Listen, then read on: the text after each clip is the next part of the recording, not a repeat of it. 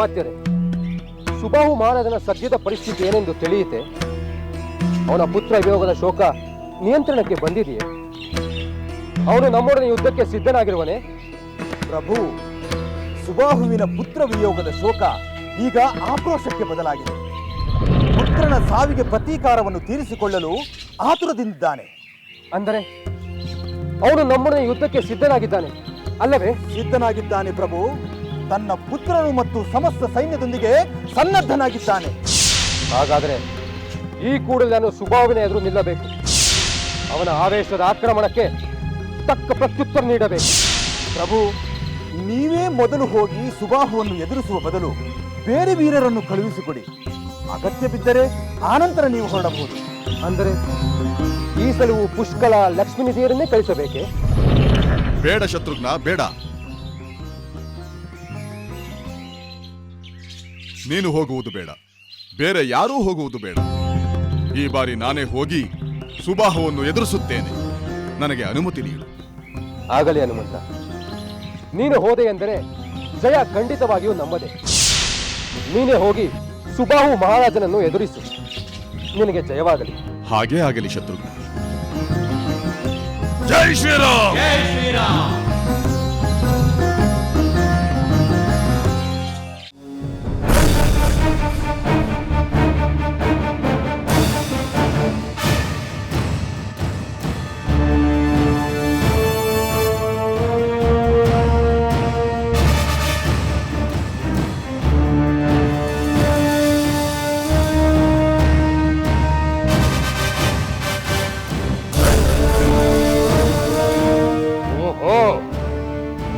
ಮಹಾಕಪಿ, ನೀನೇ ಹನುಮಂತನೇ?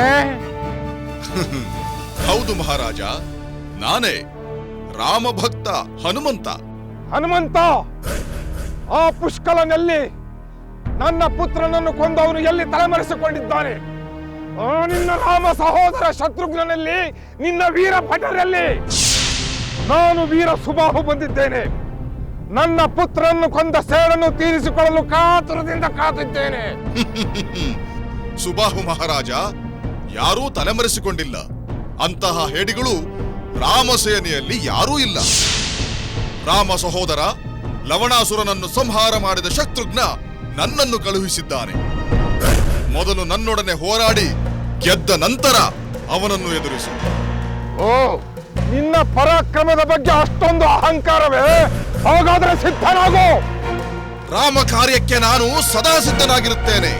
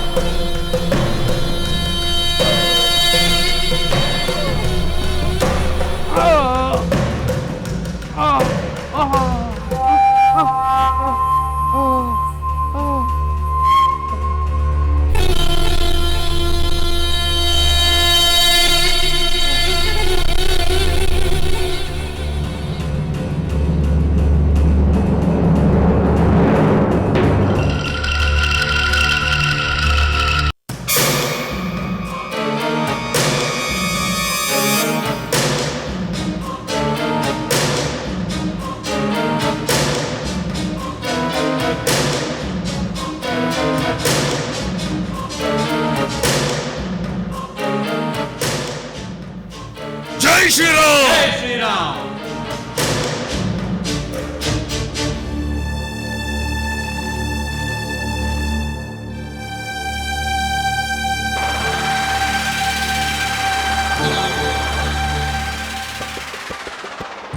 जय जय राम रघुकुल सोम जय जय राम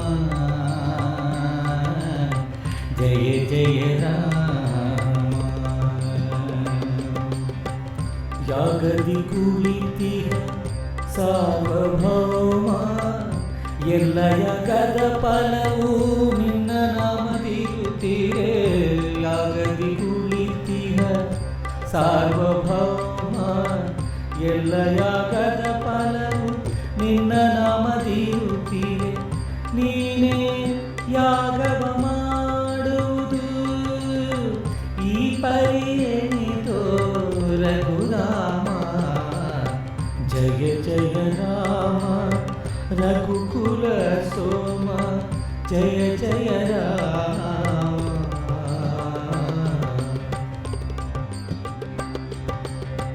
ಪಾಪದಲೇಪರು ಇಲ್ಲದ ನಿನಗೆ ಪಾಪವ ಕಳೆವಾಯಾಗವಿದೇಕು ಲೋಕದ ಜನಕ್ಕೆ ಪುಣ್ಯವ ನೀಡಲು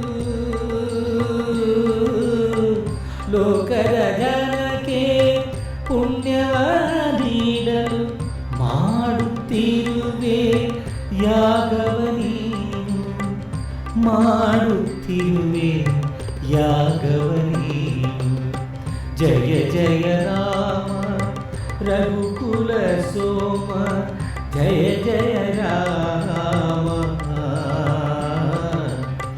ಜಯ ಜಯ ರಾಮ ಜಯ ಜಯ ರಾಮ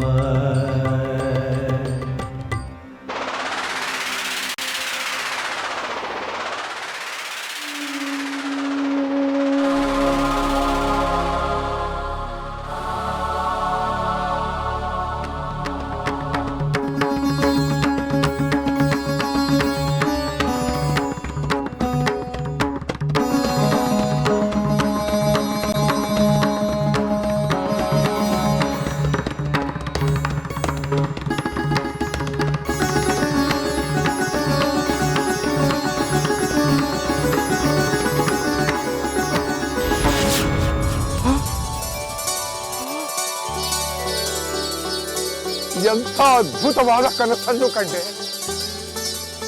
ಕನಸಿನಲ್ಲಿ ಶ್ರೀರಾಮನನ್ನೇ ಸಾಕ್ಷಾತ್ತಾಗಿ ನೋಡಿದೆ. ದೇವಾನು ದೇವತೆಗಳ ಗೌರವಕ್ಕೆ ಪಾತ್ರನಾದ ಆ ಮಹಾನುಭಾವನ ಮೇಲೆ ಯುದ್ಧ ಮಾಡುವ ವಿವೇಕದ ಕಾರ್ಯವನ್ನು ನಾನೇಕೆ ಮಾಡಿದೆ? ಇಲ್ಲ ಇಲ್ಲ, ಈ ಯುದ್ಧವನ್ನು ನಿಲ್ಲಿಸಲೇಬೇಕು. ಎಲ್ಲಿ ಎಲ್ಲಿ ನನ್ನ ಮಕ್ಕಳು? ಎಲ್ಲಿ? ಆ ದಮನ, ವಿಚಿತ್ರ, ಬೇಡ ಬೇಡ ಬೇಡ. ಪ್ರಭು, ನಮ್ಮ ವಾನರವೀರ ಹನುಮಂತನಿಗೂ ಸುಬಾಹು ಮಹಾರಾಜನಿಗೂ ಘೋರವಾದ ಯುದ್ಧ ನಡೆಯಿತು. ಬಹಳ ಹೊತ್ತು ಸಮಬಲದಲ್ಲಿ ಇಬ್ಬರೂ ಹೋರಾಡಿದರು. ಕಡೆಗೆ ಮಹಾಬಲನಾದ ಹನುಮಂತನ ಪ್ರಹಾರಕ್ಕೆ ಸುಬಾಹು ಮೂರ್ಛಿತನಾಗಿ ಬಿದ್ದ.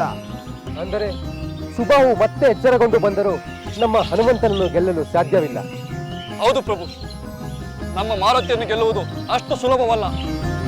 ನಮ್ಮ ಹನುಮಂತ ಹೋದ ಮೇಲೆ ವಿಜಯ ನಿಶ್ಚಿತ ಎಂದು ನೀವೇ ಹೇಳಿದಿರಲ್ಲ ಪ್ರಭು. ಅಂದರೆ ಯುದ್ಧ ಮುಂದುವರಿಯುವ ಸಾಧ್ಯತೆ ಕಡಿಮೆ ಎಂದಂತಾಯಿತು. ಬಹುಶಃ ಸುಬಾಹು ಶರಣಾಗತನಾಗಿ ನಮ್ಮ ಯಜ್ಞದ ಕುದುರೆಯನ್ನು ಬಿಡಬಹುದು ಪ್ರಭು.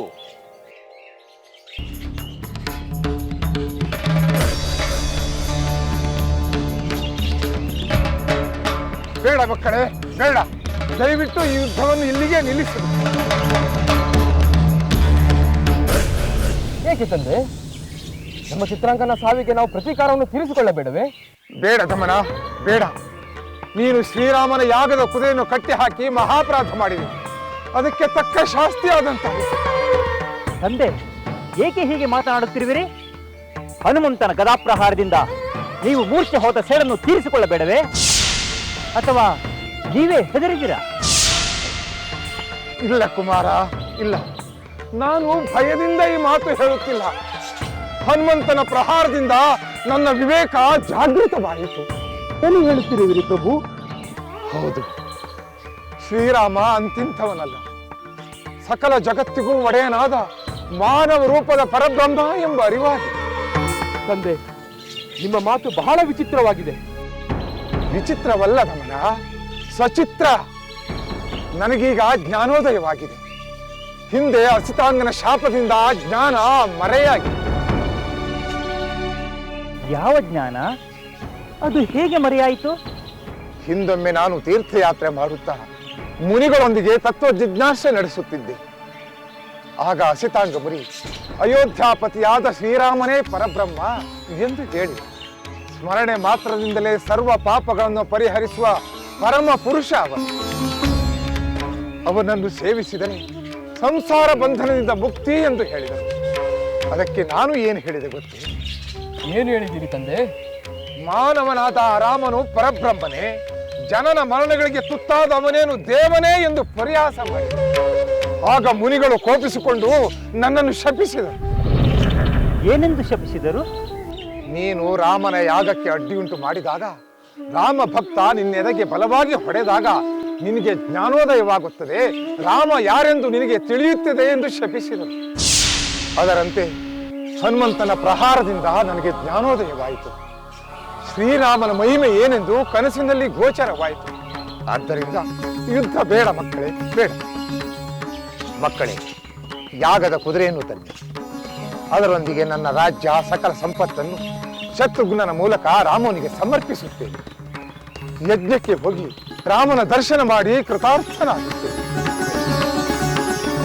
ಹಾಗೆ ಆಗಲಿ ತಂದೆ. ನಾವು ನಿಮ್ಮ ಇಷ್ಟಕ್ಕೆ ವಿರುದ್ಧವಾಗಿ ಎಂದೂ ನಡೆದುಕೊಳ್ಳುವುದಿಲ್ಲ.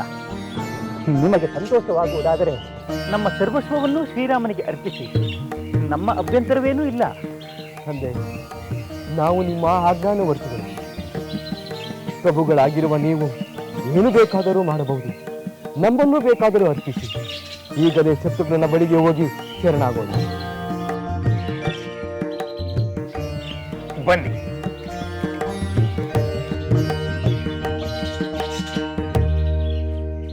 ರಾಮ ಸಹೋದರ ಶತ್ರುಘ್ನ, ನಮ್ಮ ಅಜ್ಞಾನದಿಂದ ಅನರ್ಥವಾಗಿ ಹೋಯಿತು. ಶ್ರೀರಾಮನ ಮಹಿಮೆಯನ್ನು ಅರಿಯದೆ ನನ್ನ ಪುತ್ರ ದಮನ ನಿಮ್ಮ ಅಶ್ವಮೇಧದ ಕುದುರೆಯನ್ನು ಕಟ್ಟಿ ಹಾಕಿದ. ಗೌರವಪೂರ್ವಕವಾಗಿ ಅದನ್ನು ಒಪ್ಪಿಸದೆ ಯುದ್ಧ ನಿರ್ಧರಿಸಿ ನಾನು ತಪ್ಪು ಮಾಡಿದೆ. ನನ್ನ ಒಬ್ಬ ಪುತ್ರ ಬಲಿಯಾಗಿ ಅದಕ್ಕೆ ತಕ್ಕ ಶಿಕ್ಷೆ ಆದಂತಾಯಿತು. ಈಗ ನಾನು ನನ್ನ ಪರಿವಾರ ಸಮೇತ ಶರಣಾಗುತ್ತಿದ್ದೇನೆ. ನಿಮ್ಮ ಅಶ್ವಮೇಧದ ಕುದುರೆಯನ್ನು ಒಪ್ಪಿಸುತ್ತಿದ್ದೇನೆ. ಮಹಾರಾಜ ಸುಬಾಹು, ನೀವು ಧರ್ಮಾತ್ಮರು, ನೀತಿವಂತರು ಎಂದು ನಮ್ಮ ಅಮಾತ್ಯರು ಹೇಳಿದರು. ನಿಮ್ಮಿಂದ ಅಚಾತುರ್ಯವಾದರೂ ಅದನ್ನ ತಿದ್ದಿಕೊಂಡಿದ್ದೀರಿ.